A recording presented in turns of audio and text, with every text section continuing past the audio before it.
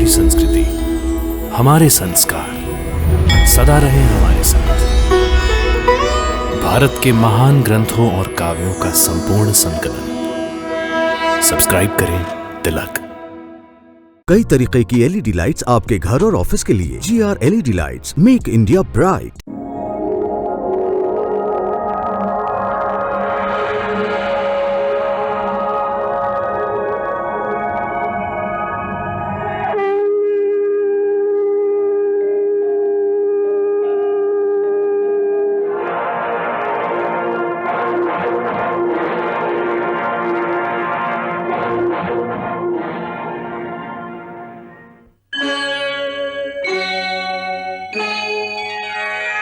कृष्णा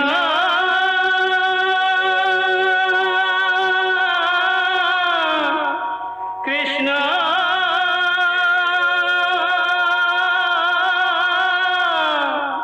हरे कृष्णा हरे हरे।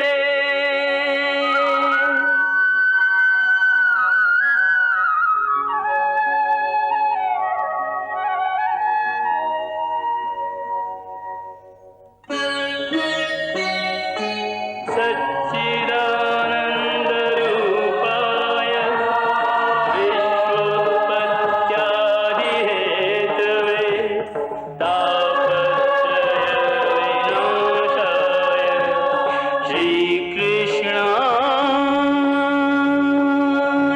वयं नमः।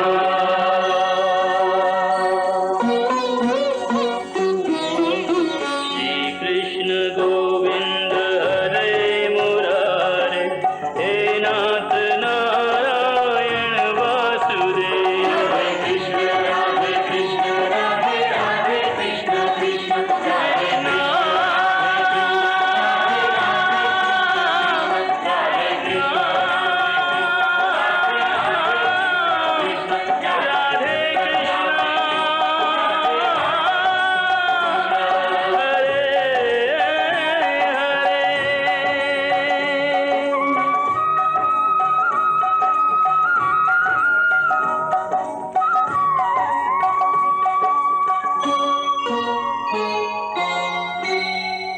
संसार का सबसे भीषण युद्ध हुआ और इस युद्ध में भीषण संहार हुआ महर्षि उत्तंक। नहीं केशव, धृतराष्ट्र, गांधारी और द्रौपदी पांडवों के सारे पुत्र मारे गए। इस महाभयंकर युद्ध में केवल 10 योद्धा बच गए। भार्गव उत्तंक, 5 पांडव, सात्यकी, अश्वत्थामा, कृतवर्मा, कृपाचार्य और मैं शेष सभी मारे गए। इतना भीषण विनाश हुआ, सबके सब मारे गए। ये अच्छा नहीं हुआ केशव, अच्छा नहीं हुआ। युद्ध रोकने की क्षमता होते हुए भी तुमने युद्ध की अनुमति दे दी। ये अपराध है केशव, अक्षम्य अपराध। इस अपराध का दंड मैं तुम्हें अवश्य दूंगा। इस अपराध का दंड मैं तुम्हें अवश्य दूंगा केशव।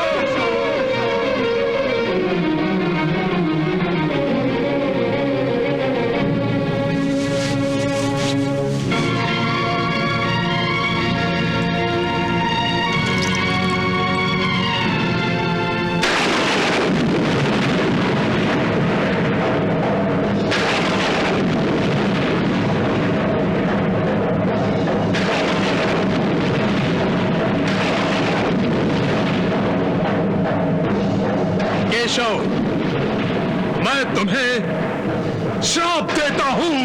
ठहरिए भृगनंदन, श्राप देने से पहले मेरी बात तो सुनिए। मैंने इस युद्ध को रोकने का बहुत प्रयास किया, परंतु किसी के प्रारब्ध में हस्तक्षेप करके उसको बदलने की चेष्टा नहीं की, क्योंकि ऐसा करना विधि के विधान को बदलना होता, जो सृष्टि के विधाता का विरोध है। इसलिए युद्ध में भाग लेने वाले अपनी मृत्यु के अनुसार अपने अंत को पहुंचे। ये सब तुम मेरी श्राप से डर कर कह रहे हो केशव? मैं तुम्हारी बातों में आने वाला नहीं हूं। मैं तुम्हें अवश्य श्राप दूंगा केशव।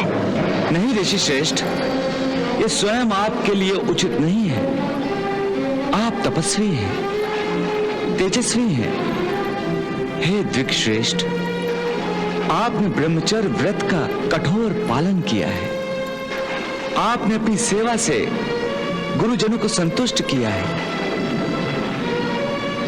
आपने अपनी तपस्या से महान तपोबल अर्जित किया है। शाप देने से आपकी ये सारी आध्यात्मिक उपलब्धि नष्ट हो जाएगी। मैं नहीं चाहता कि शाप के कारण आपका तपोबल शून्य हो जाए। मेरा तपोबल शून्य नहीं होगा कृष्ण। मैंने किसी का कल्याण नहीं किया है और ना ही मैंने किसी के अकल्याण के बारे में सोचा है। मैंने अपना तपोबल केवल मृत्यु लोक की भलाई के लिए अर्जित किया है। यदि मेरे तपोबल से मनुष्यों का कल्याण नहीं हो रहा है तो हो जाने दो मेरा तपोबल शून्य। हे महर्षि, आप जैसा महाज्ञानी ज्ञान और अहंकार की सीमा पर खड़ा होकर अध्यात्म तत्व भूल रहा है।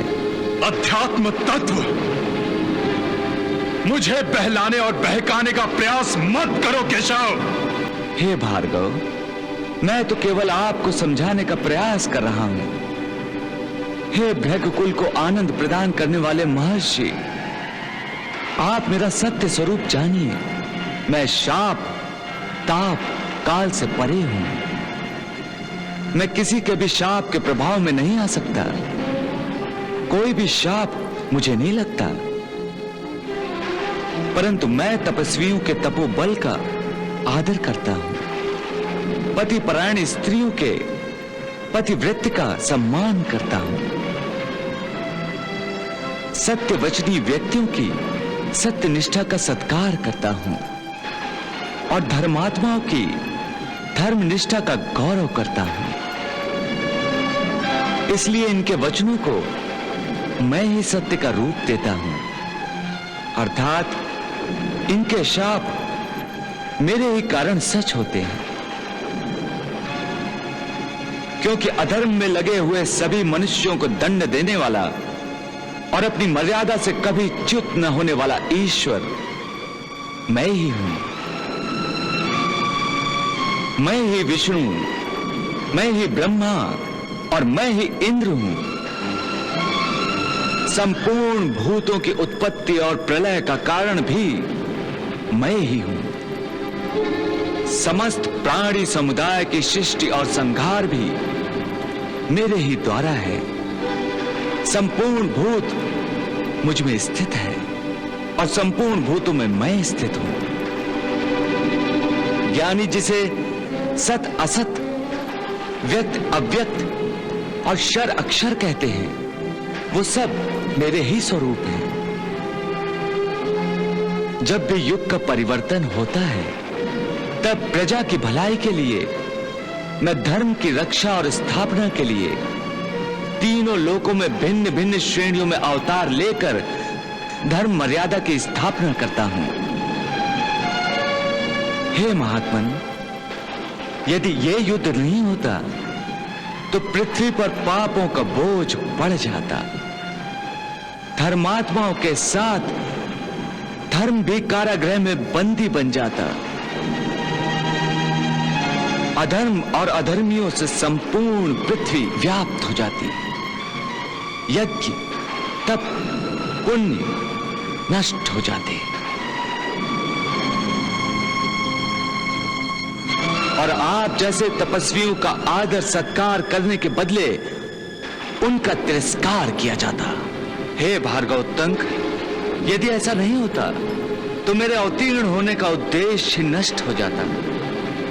मैंने धर्म की स्थापना के लिए और अधर्मियों का नाश करने के लिए ही तो अवतार धारण किया है।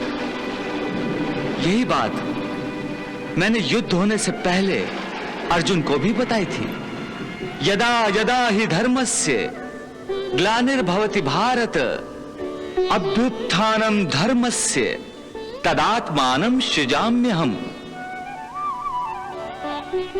जब जब सत्य और धर्म की हानि हो जाती है और अधर्म और असत्य की वृद्धि हो जाती है तथा पाप का साम्राज्य स्थापित हो जाता है, तब तब मैं अपने को प्रकट करता हूं। परित्राणाय साधूनाम विनाशाय च दुष्कृताम धर्म संस्थापनार्थाय संभवामि युगे युगे। मेरे अवतार धारण करने के 3 कारण होते हैं। पहला, आतिताइयों द्वारा पीड़ित साधु पुरुषों का उद्धार करना। दूसरा, दुष्टों का नाश करना। और तीसरा कारण है धर्म की पुनः स्थापना करना। हे तपस्वी श्रेष्ठ भार्गव, कौरव अर्थात अधर्म बलवान हो गया था और पांडव अर्थात धर्म क्षीण हो गया था। इसलिए मैंने पांडवों की नहीं, धर्म की सहायता की। क्या मैंने ये गलत किया? हे द्विज श्रेष्ठ, हे महर्षि, हे भार्गव उत्तंक, अधर्मियों का विनाश करने के लिए ये सब क्या परम आवश्यक नहीं था? क्या अब भी आप मानते हैं कि मैंने युद्ध की अनुमति देकर अपराध किया? क्या अब भी आप मानते हैं कि मैं शाप के योग्य हूं? यदि आप ऐसा ही मानते हैं तो आप मुझे अवश्य शाप दीजिए। मैं आपके वचनों का, आपके शाप का निश्चित ही आदर करूंगा। आपका शाप सत्य प्रमाणित होगा। प्रभु, भक्त अपने भगवान को कभी शाप नहीं देता।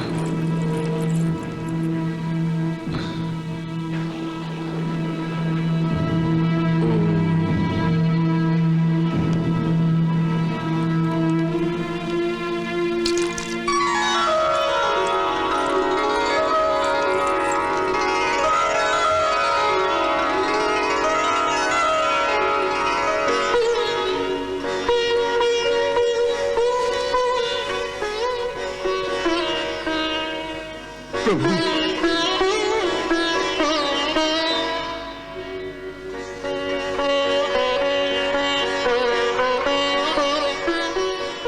प्रभु, मैं अपने अहंकार में सचमुच बहक और भटक गया था।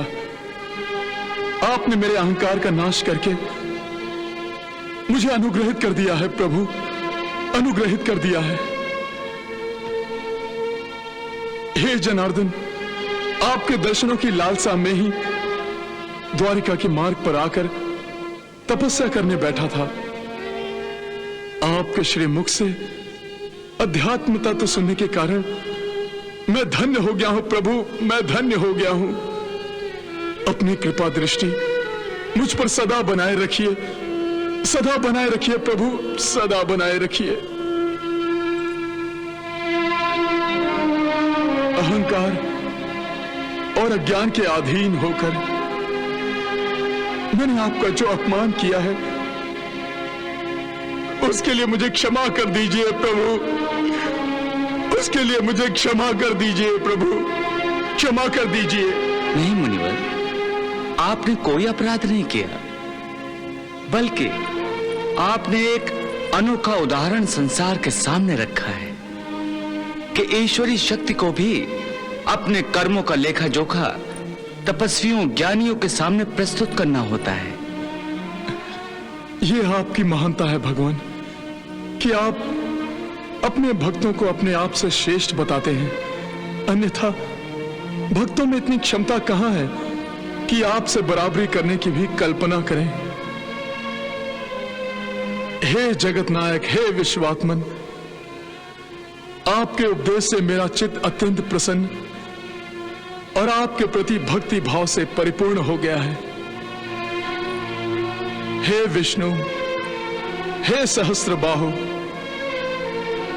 हे सर्वव्यापी परमात्मा, आपके साक्षात दर्शन के बाद आपका विश्व रूप जो आपने अर्जुन को दिखाया था, प्रभु वही देखने की इच्छा मन में जाग गई है। आप मुझे अनुग्रहित करें। यदि आप मुझे अनुग्रहित करेंगे तो मेरी तपस्या सफल हो जाएगी प्रभु, मेरी तपस्या सफल हो जाएगी प्रभु। आपकी तपस्या अवश्य सफल होगी ऋषि श्रेष्ठ। अर्जुन ने मेरे जिस विश्व रूप को युद्ध से पहले देखा था, वो सनातन वैष्णव स्वरूप का मैं आपको दर्शन कराता हूं।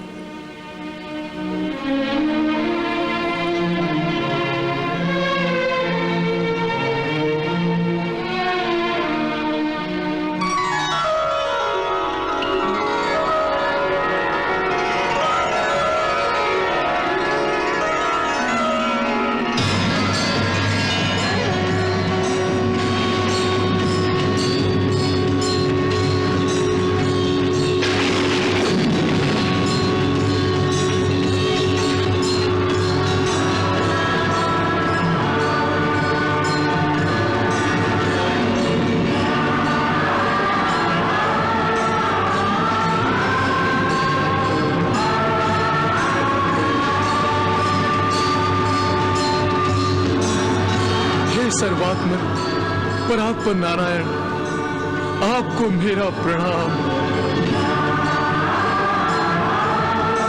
हे पद्मनाभ पुंडरीकाक्ष माधव, आपको मेरा प्रणाम। हिरण्यगर्भ ब्रह्मा, आप ही के रूप हैं, आप ही अंतर्यामी पुराण पुरुष हैं, आपको मेरा प्रणाम। आप अज्ञान रूपी अंधकार को मिटाने वाले सूर्य हैं, आपको मेरा प्रणाम। आप संपूर्ण वेदों के एकमात्र वेद तत्व हैं, संपूर्ण देवता आप ही के स्वरूप हैं।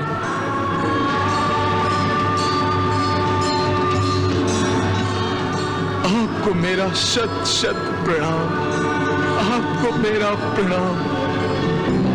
हे महर्षि, मेरा दर्शन कभी व्यर्थ नहीं जाता। आप मुझसे कोई वर मांगिए। हे महातेजस्वी पुरुषोत्तम श्री कृष्ण, आपके इस दिव्य विश्व रूप का जो मैं दर्शन कर रहा हूं, यही मेरे लिए आपकी ओर से बहुत बड़ा वरदान है प्रभु, बहुत बड़ा वरदान है प्रभु। हे मुनिवर, मेरा दर्शन अमोघ है। आपको अवश्य मुझसे कोई वर मांगना चाहिए। मांगिए मुनिवर। हे पुराण पुरुष, यदि आप वर मांगना मेरा आवश्यक कर्तव्य समझते हैं, तो प्रभु मैं चाहता हूं कि मुझे इस मरुभूमि में, जहां जल दुर्लभ है, यथेष्ट जल प्राप्त हो।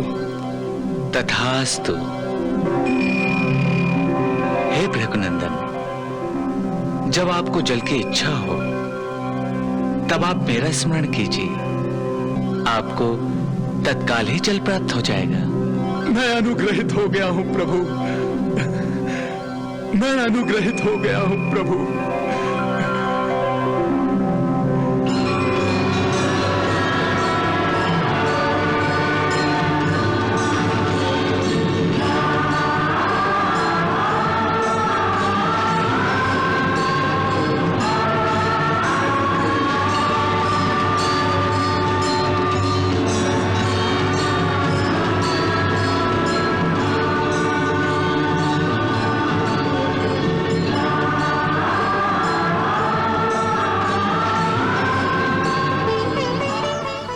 हे भार्गव उत्तंक, अब मुझे द्वारिका जाने की आज्ञा दीजिए। जैसी आपकी इच्छा प्रभु।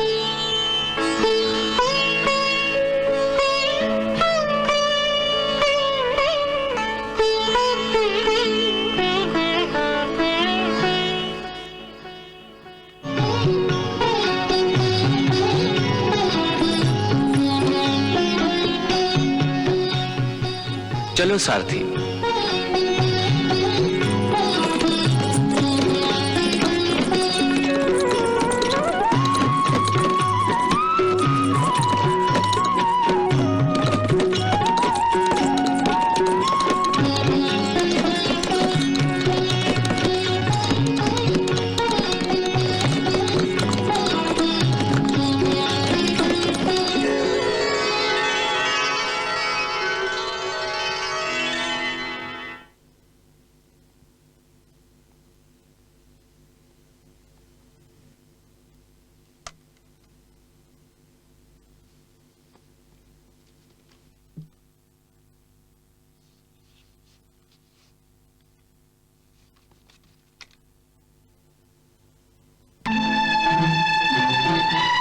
इस मरुभूमि में अब पानी कहां मिलेगा?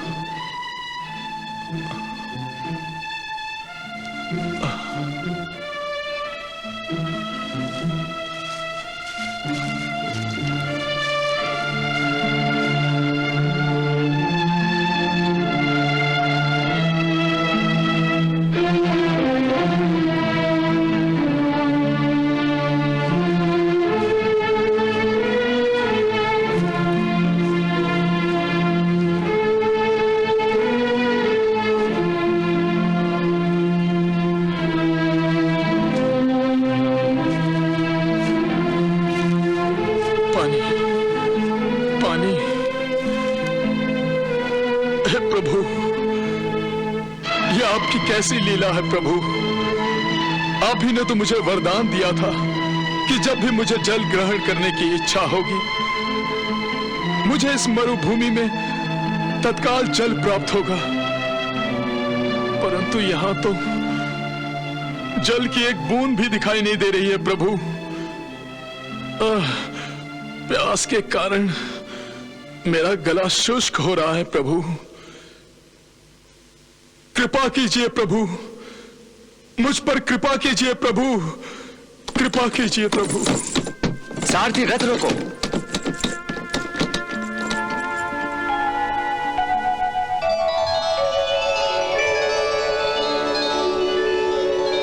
प्रणाम भगवान।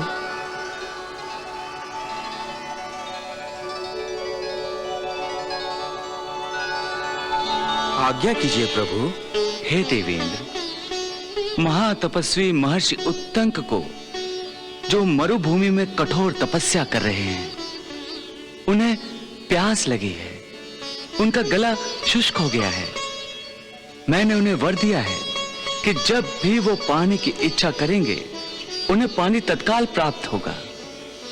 हे विश्वनायक, हे दया सागर, आपकी आज्ञा हो तो मैं इसी समय वरुण देव को आदेश देकर मरुभूमि में पानी की वर्षा करवाता हूं। देवेंद्र, महर्षि उत्तंक महात्मा हैं, लोक कल्याण के लिए तपस्या कर रहे हैं। उन्होंने जो वरदान मुझसे मांगा है उसमें भी उन्होंने प्रजा का कल्याण ही देखा है। स्वार्थी मनुष्यों से भरे इस पृथ्वी लोक पर निस्वार्थ की प्रतिमा महर्षि उत्तंक को मैं पृथ्वी लोक वासियों के लिए प्रेरणा का स्रोत बनाना चाहता हूं। इसलिए मैं महर्षि उत्तंक को पानी के बदले अमृत पिलाकर उनका मान करना चाहता हूं। इसी कारण मैंने तुम्हें बुला लिया है। देवेंद्र, तुम स्वयं जाकर भृगुनंदन उत्तंक को अमृत प्रदान करो। मैं जानता हूं देवेंद्र कि मनुष्य को अमृत पिलाना उचित नहीं है, परंतु महर्षि उत्तंक कोई सामान्य मनुष्य नहीं है। फिर भी वो अमृत का वरदान पाने, अमर हो जाने के योग्य हैं या नहीं, इसकी परीक्षा तुम अपने आप ले सकते हो। ठीक है प्रभु, यदि भृगुनंदन महात्मा उत्तंक को अमृत देना आवश्यक है तो मैं इसी समय जाकर चांडाल का रूप धारण करके उनसे मिलता हूं और उन्हें अमृत प्रदान करता हूं। आज्ञा दीजिए प्रभु।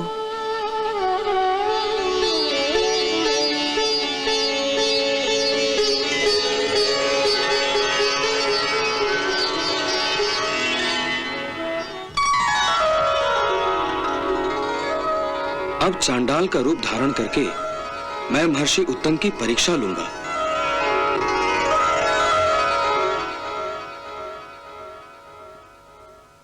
हे प्रभु, हे द्वारिकाधीश, आप ही ने तो कहा था कि जब मुझे प्यास लगेगी तो इस मरुभूमि में जल मिलेगा, परंतु अब तक यहां कहीं जल दिखाई नहीं दे रहा है। कृपा करें प्रभु, अपने वरदान की लाज रखें। प्रभु, प्रभु। प्रणाम महर्षि।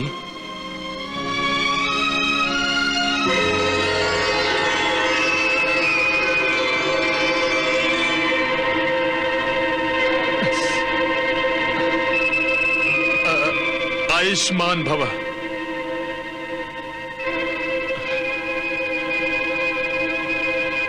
मैं आपके दर्शन से धन्य हो गया महर्षि, धन्य हो गया।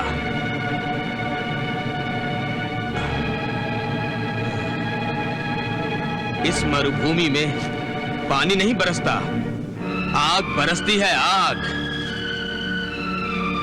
बार बार प्यास लगती है, इसलिए मैं अपने साथ पानी अवश्य रखता हूं।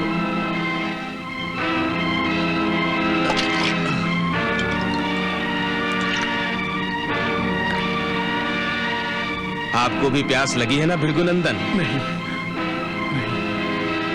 लीजिए, आप भी पानी ग्रहण कीजिए। लीजिए, पानी पीकर अपनी प्यास बुझाइए ऋषि श्रेष्ठ। लीजिए। ये आपने क्या किया प्रभु? ये क्या कर दिया? मेरी प्यास बुझाने के लिए एक चांडाल को भेज दिया। लीजिए ना महर्षि। नहीं प्रभु, प्रभु ये आपने मुझे वरदान दिया है या शाप? ये जल अत्यंत मधुर है महर्षि। एक चांडाल का स्पर्श होने से जल मधुर कैसे रहेगा? और पवित्र भी। तुम्हारे कारण तो जल अपवित्र हो गया है चांडाल। लीजिए महर्षि, संकोच मत कीजिए। आपको प्यास से तड़पता देखकर मुझे आप पर बड़ी दया आ रही है। और मुझे तुम पर क्रोध आ रहा है, क्रोध। महर्षि, वो जो कहते हैं ना, डूबते को तिनके का सहारा। यदि अंधे को मिल जाए तो एक आंख भी बहुत होती है, और प्यास से सूख कर कांटा हुई जीभ को पानी की एक बूंद भी मिल जाए तो अमृत सागर के बराबर होती है। लीजिए महर्षि, पानी पीकर अपनी प्यास बुझाइए और जल का निर्माण करने वाले ईश्वर का धन्यवाद कीजिए। नहीं, मैं तुम्हारे हाथों से पानी तो क्या, अमृत भी नहीं पी सकता। आप पानी नहीं पिएंगे? नहीं। क्यों? क्योंकि तुम चांडाल हो, चांडाल। तुम्हारे हाथ का पानी नहीं चाहिए, नहीं चाहिए मुझे। तुम जैसे चांडाल के हाथों से पानी पीने से तो अच्छा है कि मैं प्यासा ही मर जाऊं। हे चांडाल, चले जा मेरे सामने से, चले जा। मैं तो मनुष्य के नाते संकट में फंसे मनुष्य की सहायता करना चाहता था। एक मानव और दूसरे मानव में कोई भेदभाव नहीं होता, पर आप जैसा महर्षि भी ऐसा समझता है तो कदाचित मैं ही भूल कर रहा हूं। अच्छा, जैसी आपकी इच्छा, जैसी आपकी आज्ञा।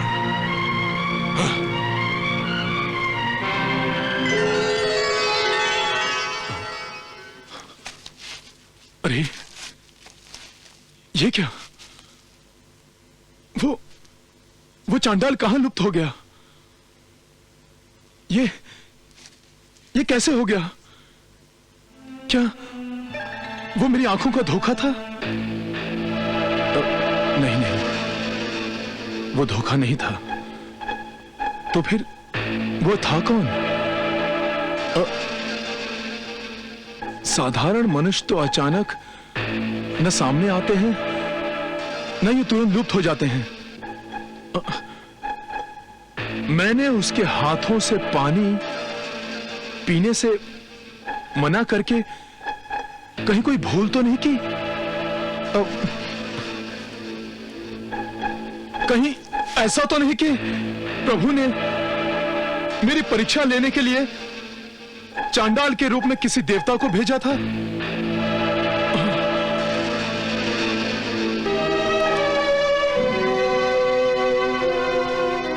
हे प्रभु, हे अनाथों के नाथ, हे करुणा निधान, हे दयाधन, मैं मनुष्य गलतियों का पुतला हूं।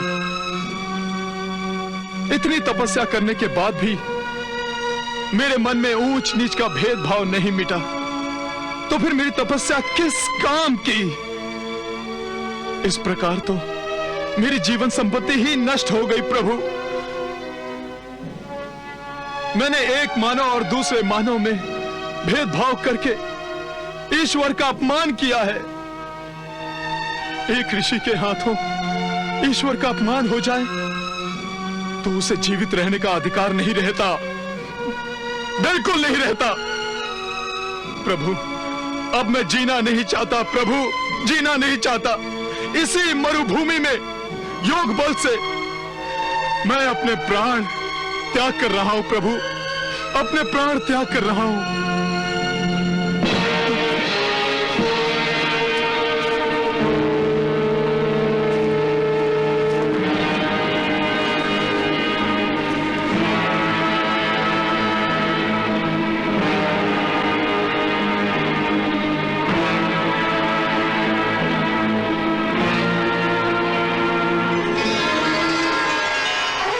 रुक जाइए भृगुनंदन।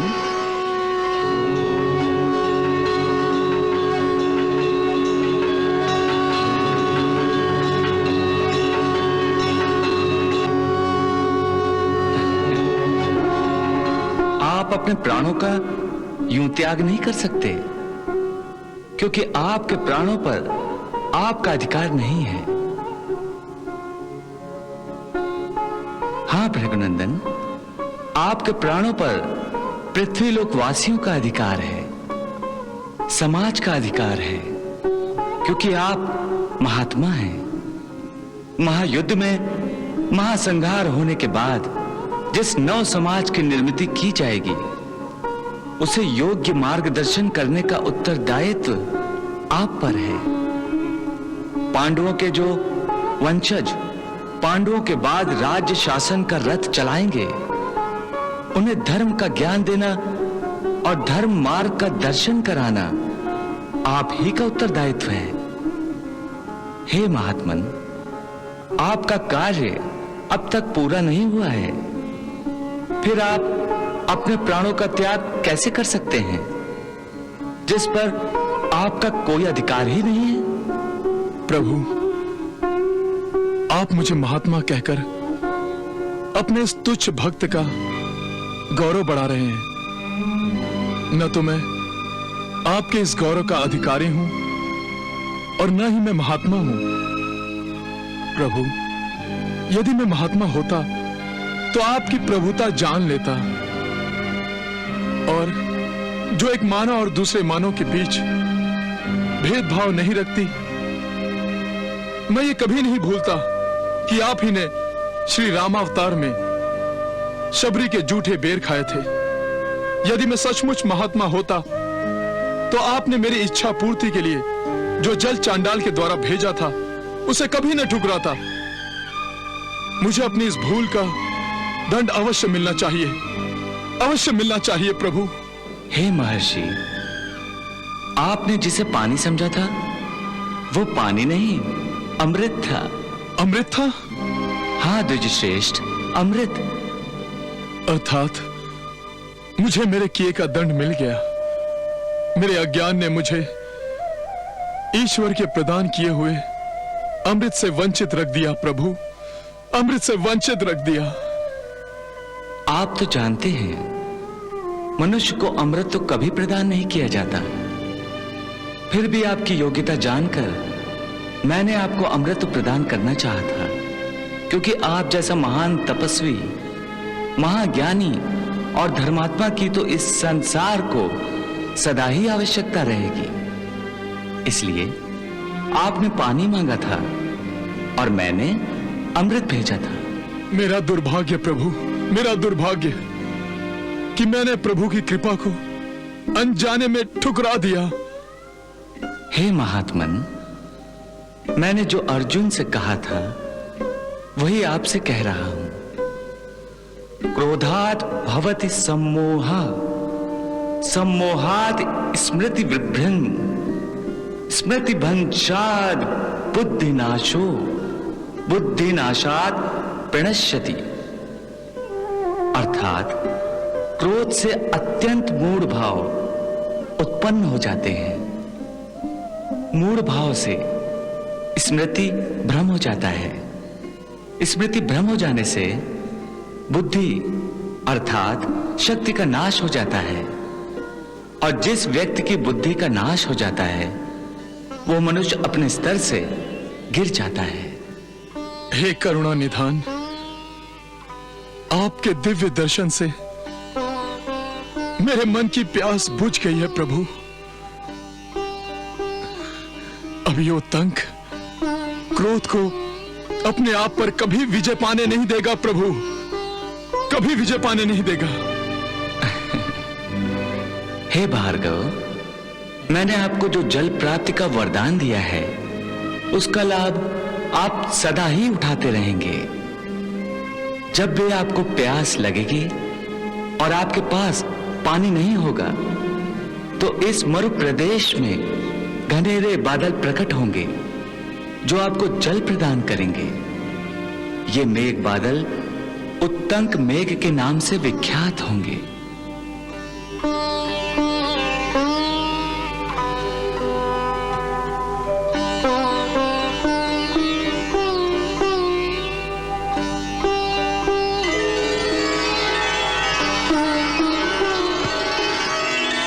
असुरेश्वर वज्रनाभ की जय, असुरेश्वर वज्रनाभ की जय, असुरेश्वर वज्रनाभ की जय, असुरेश्वर वज्रनाभ की जय।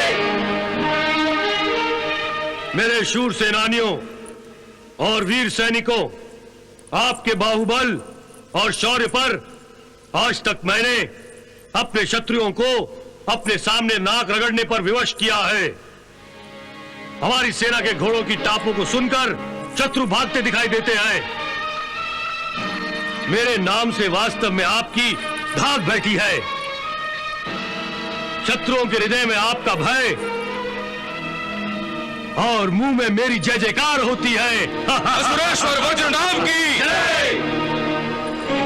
मेरे शूर वीरों, सत्य यही है कि शत्रु के लिए आप ही जीवन दाता है और आप ही मृत्यु दाता है।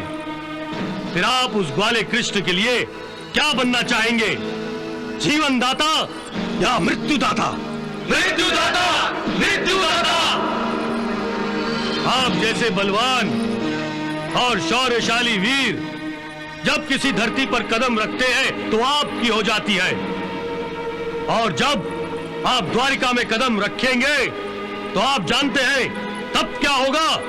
हाँ असुरेश्वर, द्वारिका हमारी हो जाएगी, द्वारिका हमारी हो जाएगी। हम द्वारिका को अपने कदमों तले रौंद डालेंगे, हम द्वारिका को अपने कदमों तले रौंद डालेंगे। शाबाश मेरे वीरों, शाबाश। अपने इस जोश को यूं ही बनाए रखो। मुझे विश्वास हो गया है कि मैंने द्वारिका जीत ली है। मुझे यूं लगता है कि मैंने ग्वाले कृष्ण पर विजय प्राप्त कर ली है, विजय प्राप्त कर ली है। असुरेश्वर की जय, असुरेश्वर की जय, असुरेश्वर। असुरेश्वर, हमारी तलवारें यादवों के रक्त से स्नान करने के लिए व्याकुल हो रही हैं। आप हमें केवल आदेश दें तो हम द्वारिका में केवल खून की नदियां बहा देंगे। आप सबके भरोसे ही तो मैं द्वारिका पर आक्रमण करने जा रहा हूं। मैं जानता हूं सेनानियों, आपकी तलवार का प्रहार सहन करने की क्षमता किसी भी शत्रु में नहीं है। फिर वो कृष्ण, वो बंशीधर आपकी तलवार का प्रहार कैसे सह सकेगा? बांसुरी बजाने वाला कभी कोई युद्ध जीत पाया है भला?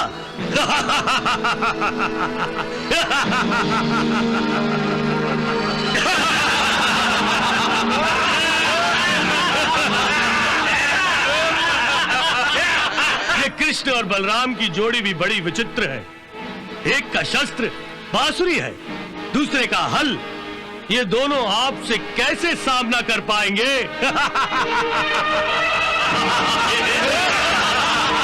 सेनानियों, सैनिकों, द्वारिका पर विजय पाना और उस ग्वाले का अस्तित्व मिटा देना, यही मेरे जीवन का अंतिम उद्देश्य है।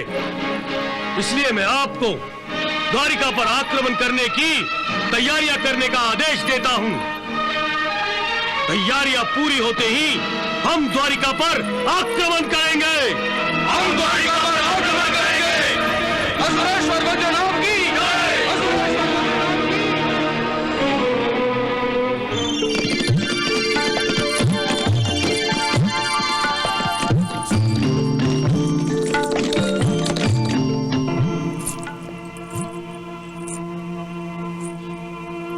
द्वारिका में नहीं हैं, तो ऐसा लग रहा है जैसे यमराज ने द्वारिका और द्वारिका वासियों के प्राण ही शरीर से खींच लिए हों। कितने दिन हुए मुरली मनोहर की बांसुरी से मनभावन सुर ही नहीं सुने।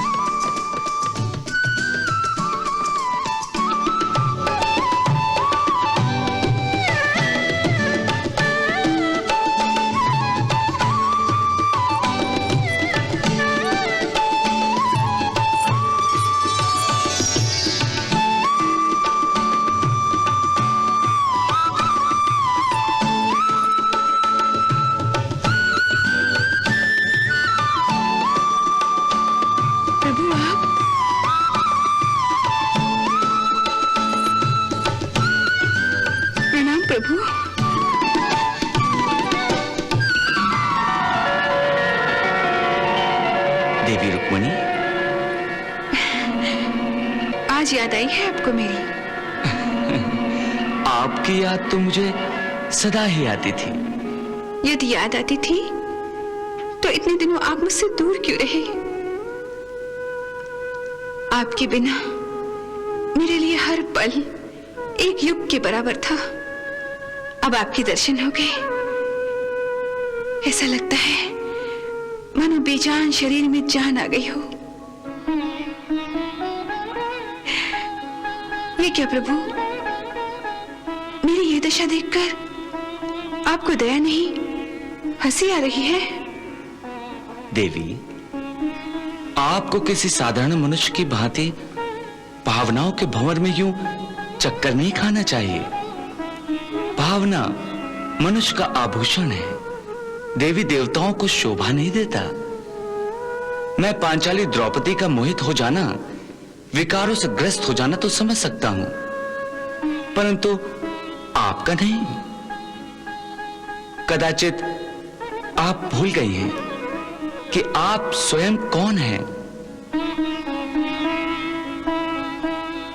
देवी, भावना से कर्तव्य श्रेष्ठ है, धर्म श्रेष्ठ है। तनिक सोचिए, यदि मैं भी आपकी भांति विकारों के अधीन होकर अपना कर्तव्य, अपना धर्म सब कुछ भूल गया होता तो क्या होता देवी? अनर्थ, महाभयंकर अनर्थ हो जाता। इस सृष्टि पर अन्याय, असत्य, अनीति और अत्याचार, इनका साम्राज्य स्थापित हो जाता। देवी, सुख और ऐश्वर्य की लालसा के कारण धर्म, अर्थ, काम और मोक्ष, जीवन के इन चार पुरुषार्थों की परिभाषा ही बदल जाती। अर्थ और काम, इनके भ्रष्ट संगम के कारण प्राप्त होने वाले वैभव, ऐश्वर्य, यही मोक्ष है और उसके लिए किया गया आचरण यही धर्म है, ऐसा माना जाता था। इस भ्रष्ट आचरण को दुर्योधन, शकुनी आदि अधर्मी प्रतिष्ठा दे रहे थे और इसलिए संपूर्ण भारतवर्ष में भ्रष्ट आचरण के प्रतिष्ठित होने का भय निर्माण हो गया था। इस भय का नाश कराने और धर्म, अर्थ, काम, मोक्ष, इस जीवन के मूल पुरुषार्थ को फिर से उदय कराने के लिए कौरवों का अस्त और कौरवों का विनाश परम आवश्यक हो गया था। देवी, इस महायुद्ध की गूंज कल्पांत तक गूंजती रहेगी, क्योंकि इस महायुद्ध ने प्रमाणित कर दिया है धर्मो रक्षति राक्षिता, अर्थात धर्म ही रक्षा करता है, तभी प्राणी संरक्षित हो सकता है। पांडवों के माध्यम से मैंने अधर्मियों का संहार किया है। देवी, अब मेरा अवतार कार्य पूर्ण होने को आया है। पृथ्वी से विदा लेने का समय अब शीघ्र ही आ जाएगा और आप मुझ पर अब भी रुष्ट हैं? नहीं प्रभु, मुझसे भूल हो गई। मुझे क्षमा कर दीजिए प्रभु, मुझे क्षमा कर दीजिए, मुझे क्षमा कर दीजिए प्रभु।